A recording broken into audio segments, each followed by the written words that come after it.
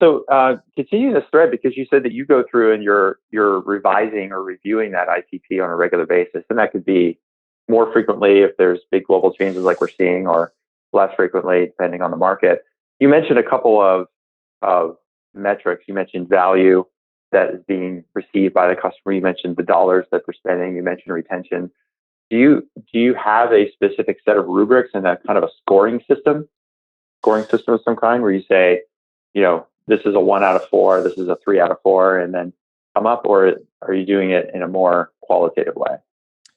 Do you mean from a prospecting or a customer success? From a prospecting standpoint, yeah. From a prospecting standpoint, like if you were talking about your business, how you had to adjust and look at your ICP. Yeah.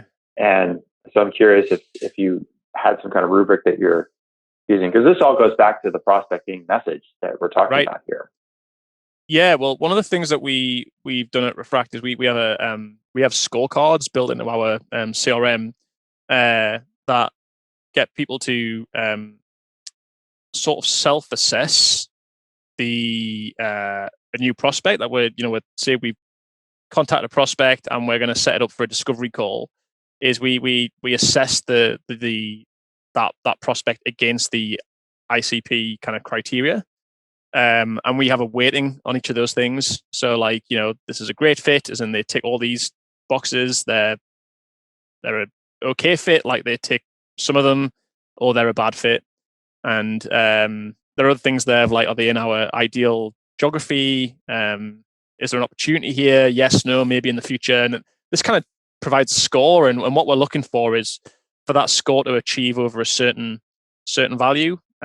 And how we come up with that value is we did a total analysis of all of our data last year, where we looked at things like when we close deals, what was the average score on those initially created opportunities? And we looked at, okay, who in the sales team had the best close rate? What was their average score?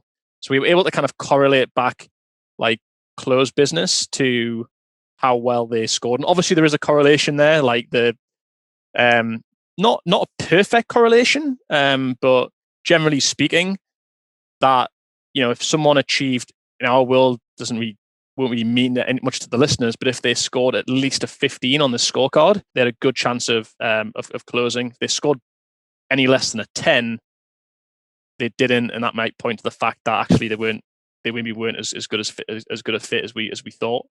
And that's been really powerful. I think it kind of challenges the salesperson a little bit to say, hey, before we actually truly spend time with this prospect, do they really match the criteria that we've put time and effort into? If not, there's kind of a red flag there.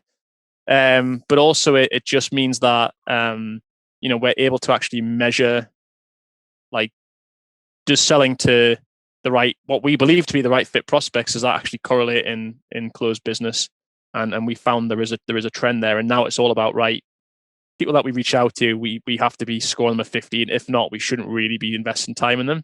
And it's been a useful exercise. And it's not us putting kind of barriers in people's way. It's just saying, hey, this is actually just helping us be better as a sales team by just being more conscious and intentional about who we're reaching out to and the types of customers we're looking to bring on board. Well, I think it makes good sense. You have opportunity cost of your time.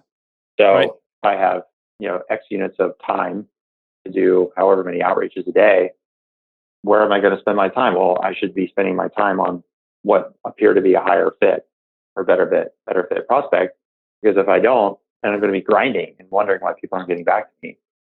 And the people that do score over 15 in your case, this goes back to the prospecting and the messaging that you talk about so much in the book, which is nailing that elevator pitch and how to pick up the phone and do a cold call like a pro, and how to deal with objections early in those conversations, because now based on past experience of your successful customers, these are the problems that we solve that should feed into the top of funnel messaging that I'm using every single day.